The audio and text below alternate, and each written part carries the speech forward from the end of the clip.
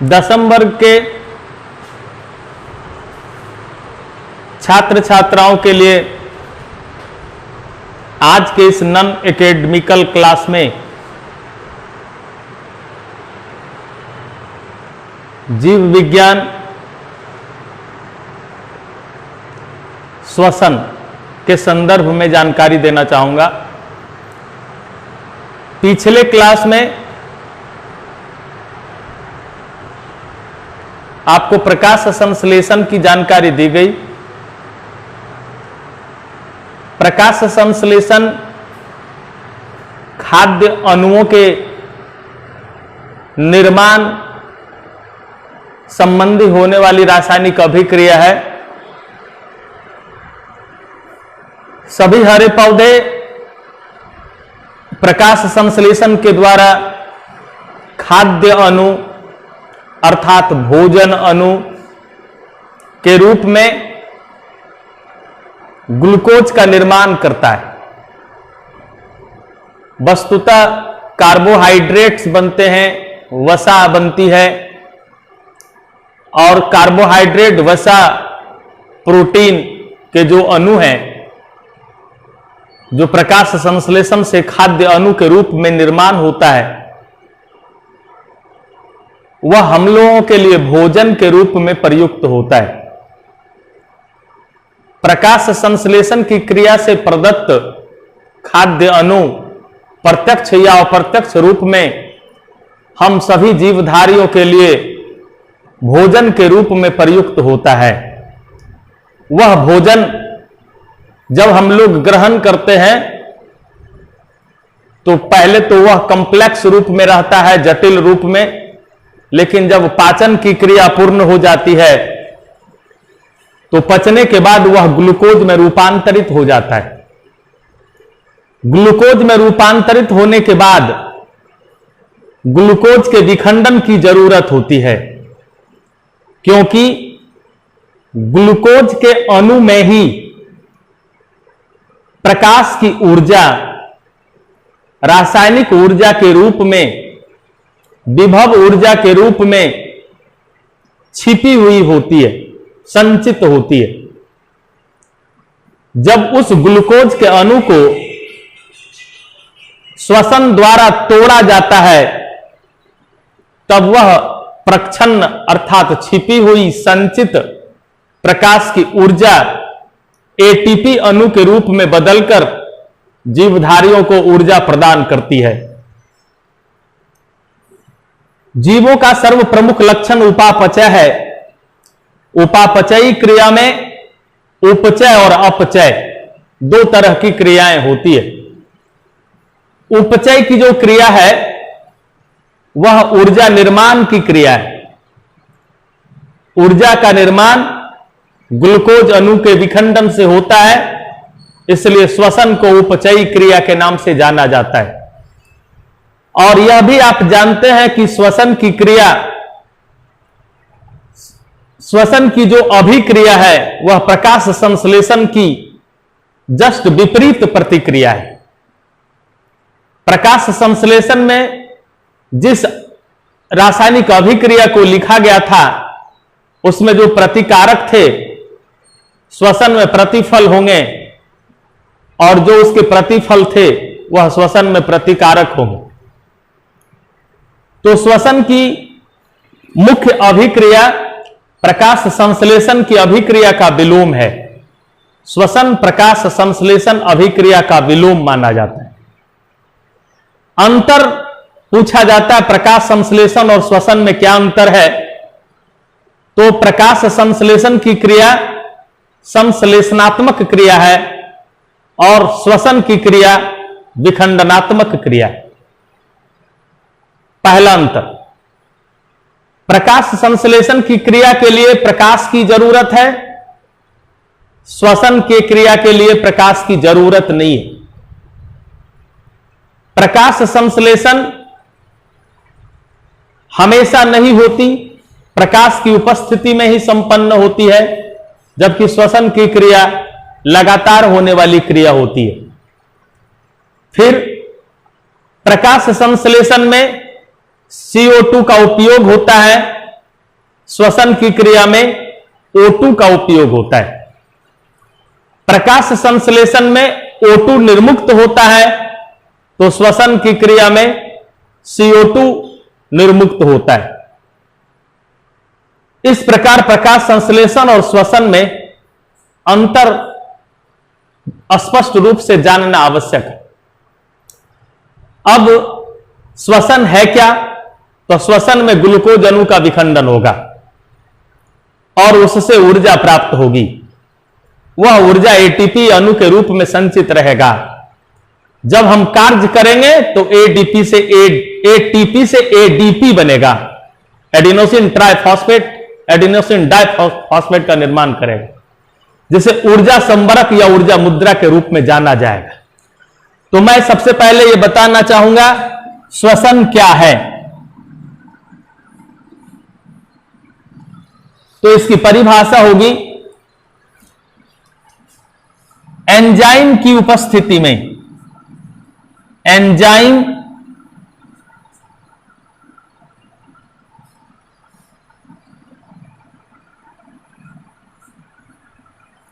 की उपस्थिति में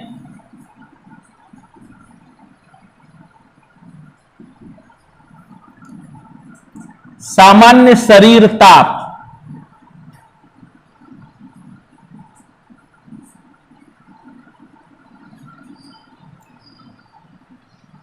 शरीर ताप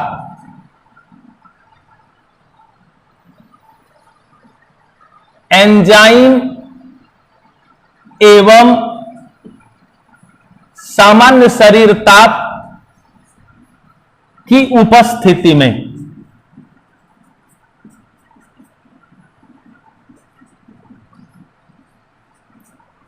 जीव कोशिका के भीतर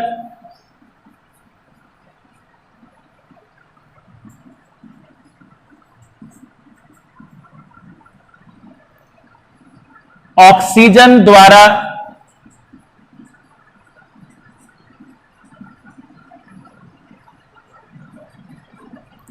ग्लूकोज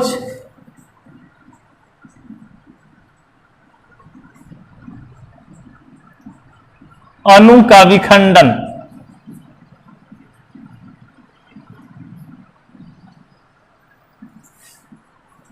जिससे CO2 H2O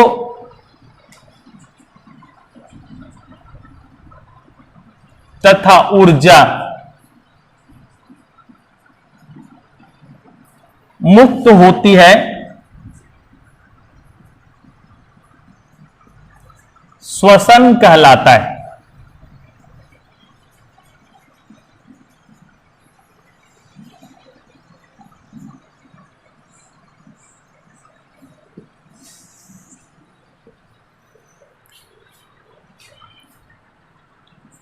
C6H12O6 ग्लूकोज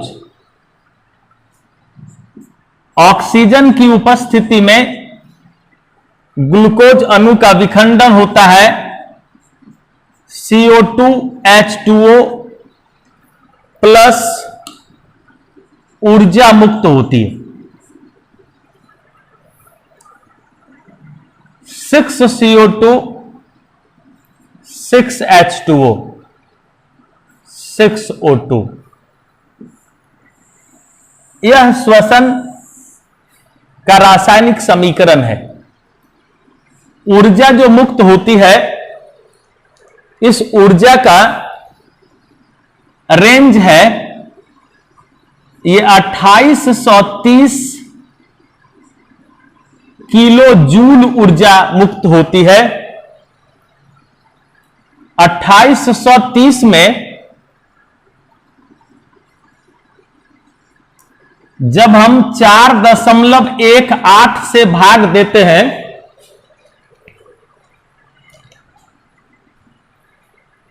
चार 4.18 से जब भाग दिया जाता है 2830 में, तो 689 किलो कैलोरी प्राप्त होती है।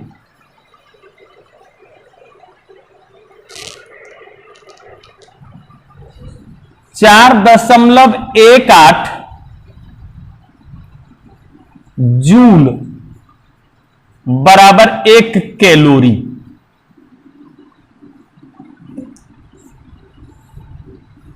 इस आधार पर जो ऊर्जा यहां प्राप्त होती है, इसका रेंज हो सकता है 2830 से थोड़ा ज्यादा भी हो सकता है, कम भी हो सकता है।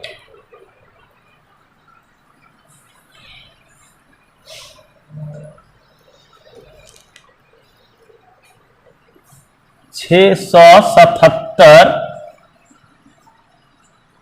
किलो कैलोरी लगभग।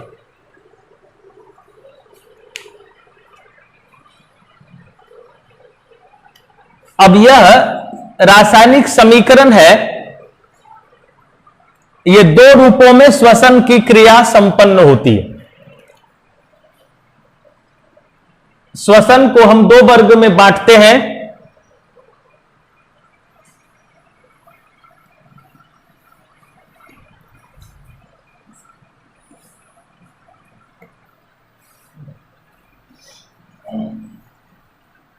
अभी जो परिभाषा थी, इस परिभाषा से स्पष्ट हुआ कि श्वसन के लिए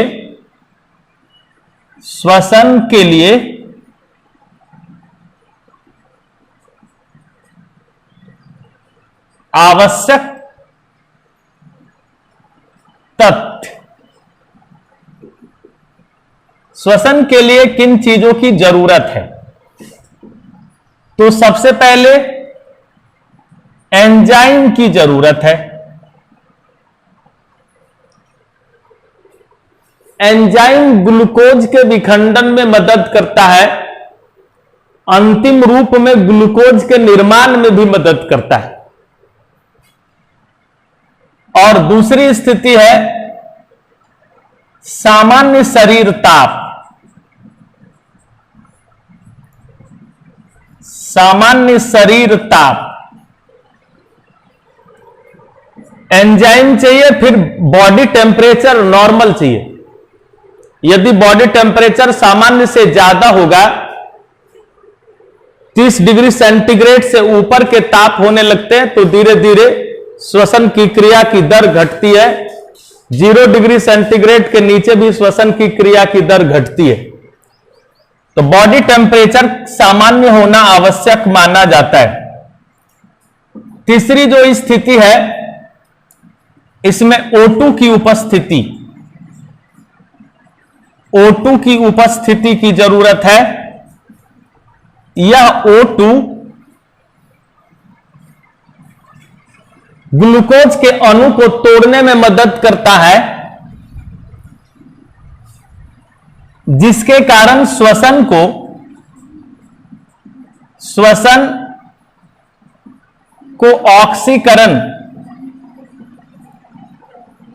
ऑक्सीकरण अभिक्रिया कहते हैं।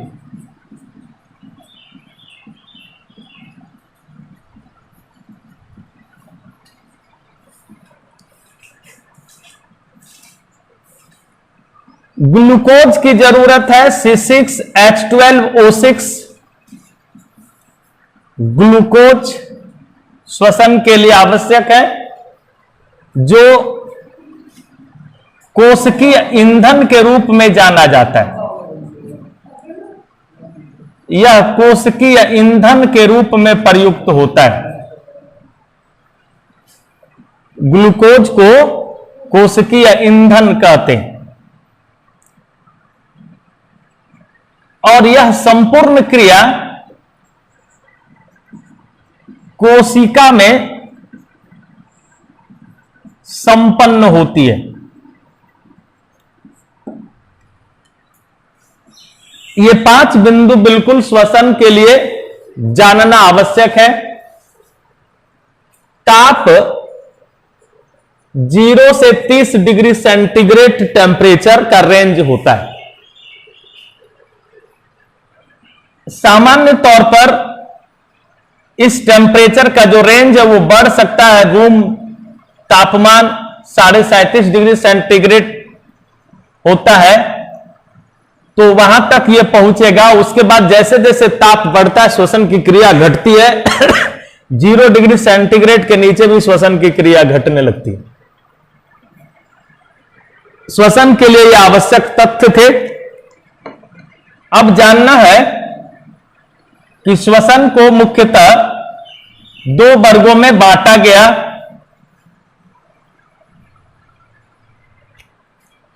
एक है आंतरिक श्वसन, आंतरिक श्वसन, और दूसरा है इस श्वसन में सहायक जो कारक है उसके आधार पर इसे बाह्य श्वसन कहा गया। आंतरिक श्वसन के अंतर्गत इसका दूसरा नाम है कोशिकीय श्वसन,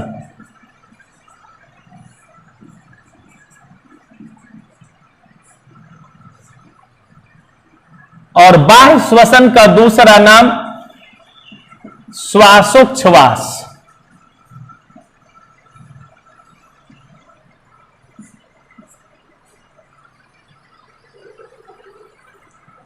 वस्तुतः श्वसन यही है, यह श्वसन में सहायक क्रिया है। श्वसन में सहायक क्रिया, और यह मूल श्वसन।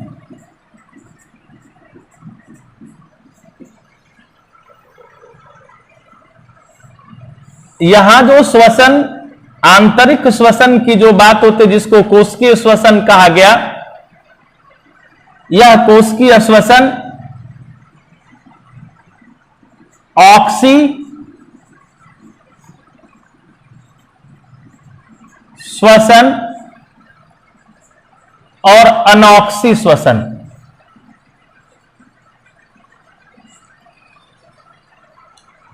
और फिर श्वासोच्छ्वास जो है ब्रीदिंग,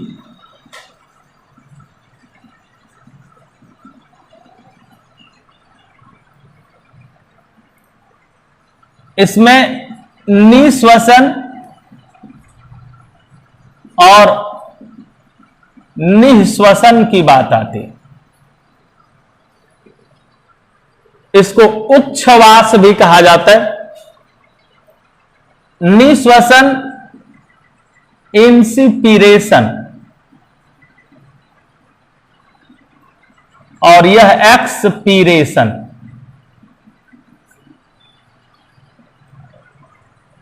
श्वासोच्छ्वास क्या है, जब इसकी परिभाषा की बात होगी तो ऑक्सीजन युक्त वायु लेने और CO2 युक्त वायु छोड़ने की क्रिया को श्वासोच्छ्वास कहते हैं। ऑक्सीजन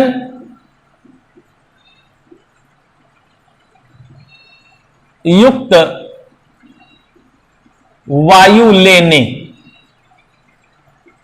तथा CO2 युक्त वायु को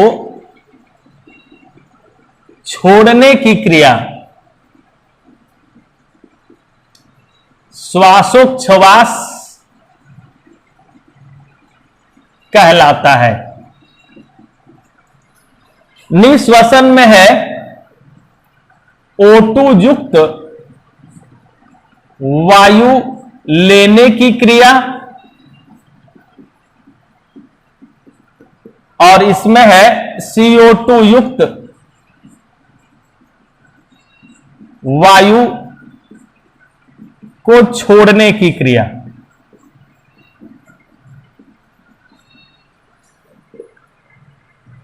वायुमंडल में जो वायु उपस्थित है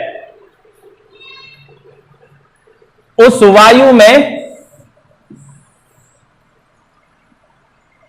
ऑक्सीजन 20.5 0.99% यानी 21%,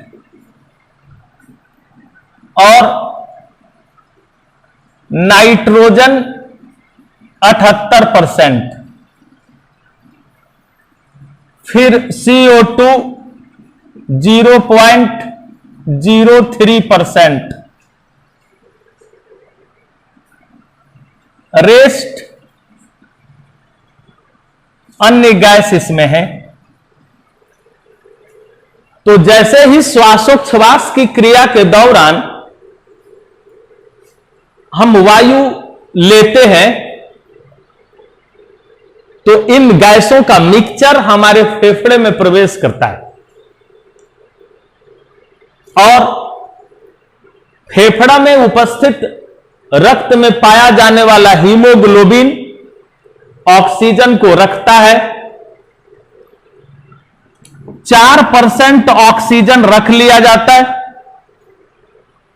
4% O2 को रख लिया गया, और शेष जो 17% ऑक्सीजन है, नाइट्रोजन 78% है, और CO2 जो 0.03% है, इसके अतिरिक्त शरीर में जो अन्य गैसों का निर्माण हुआ श्वसन में CO2, वो इसकी मात्रा को बढ़ाएगी,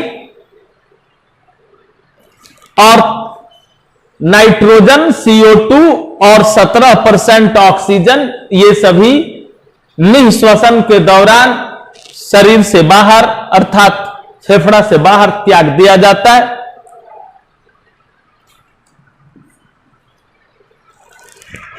अब आंतरिक श्वसन के अंतर्गत जो ऑक्सी श्वसन और अनॉक्सी श्वसन से संबंधित बातें हैं, उसको जानने की जरूरत है। ऑक्सी श्वसन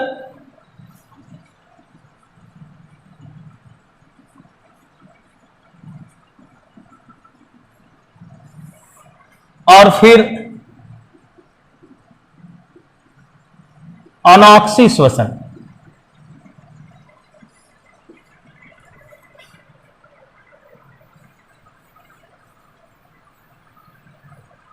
ऑक्सी श्वसन की क्रिया माइटोकॉन्ड्रिया में होती है।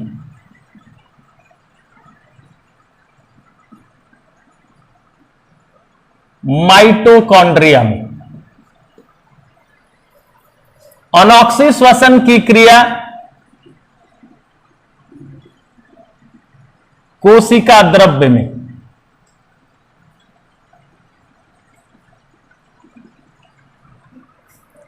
ऑक्सी श्वसन O2 की उपस्थिति में।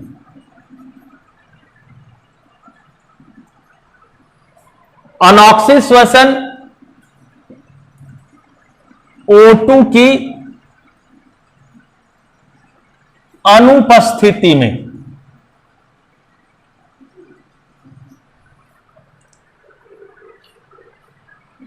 O2 की उपस्थिति में जो क्रिया होती है,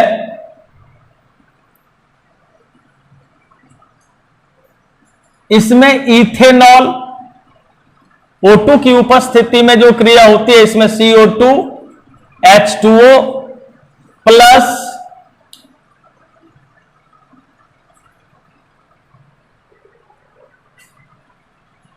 (673 किलो कैलोरी ऊर्जा प्राप्त होती है।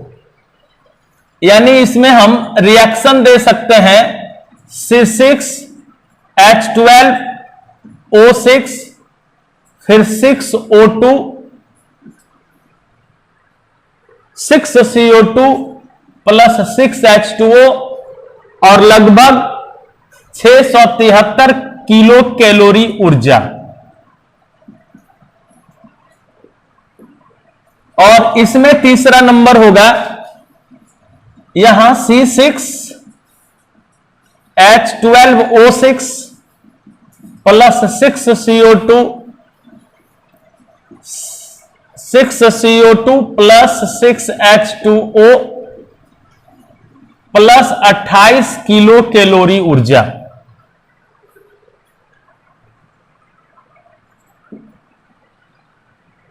फिर ये जो ऊर्जा है अलग अलग जीवों में, यहां भी जो ऊर्जा अलग अलग जीवों में अलग अलग अमाउंट में रिलीज होता है, इसलिए यह मानक नहीं है, यह चेंज होता है। ग्लूकोज का पूर्ण विखंडन होता है, यानी शुगर इसेलेप्टिंग की क्रिया होती है कंप्लीटली।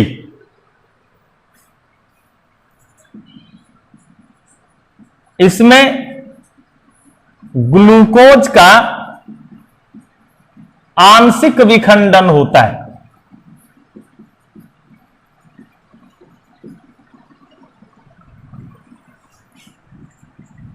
इस क्रिया के दौरान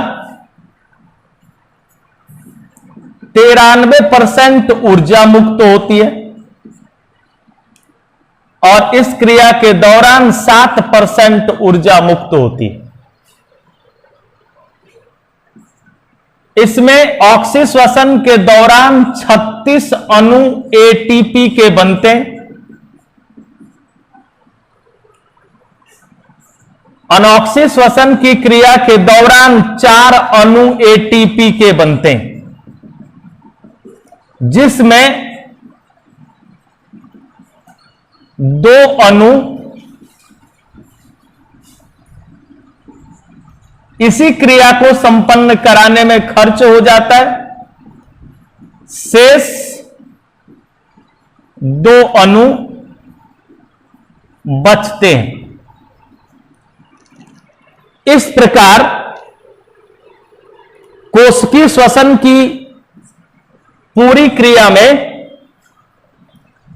कोशिकीय श्वसन की इस पूरी क्रिया में 36 इधर से और 2 अणु जो यहां से बचा, 38 अणु एटीपी प्राप्त होता है कोशिकीय श्वसन से। यह मुख्य अंतर था। ऑक्सी श्वसन को वायवीय श्वसन के रूप में भी जाना जाता है और यह अवायवीय श्वसन कहलाता है। ऑक्सी श्वसन और अनऑक्सी श्वसन की जो क्रिया है, इस क्रिया के बारे में डिटेल से फिर जानना है कि कोशिका में माइटोकॉन्ड्रिया है और कोशिका द्रव्य है। सर्वप्रथम ग्लूकोज के अणु जैसे ही सेल में प्रवेश करते हैं, ग्लूकोज का अणु टूटता है। ग्लूकोज के एक अणु के टूटने से पाइरूवेट के 2 अणुओं का निर्माण हो जाता है।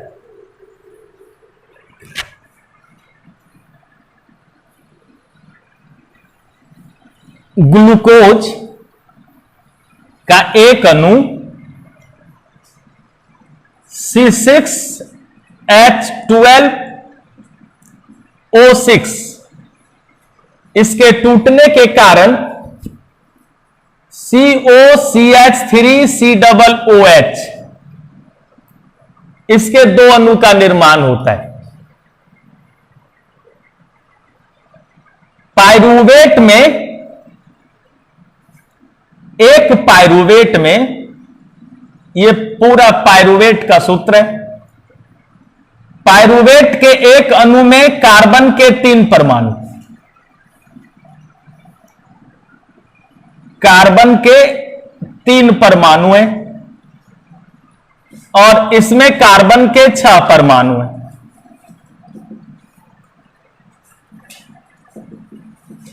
इससे स्पष्ट होता है कि एक ग्लूकोज 2 पाइरूवेट देगा।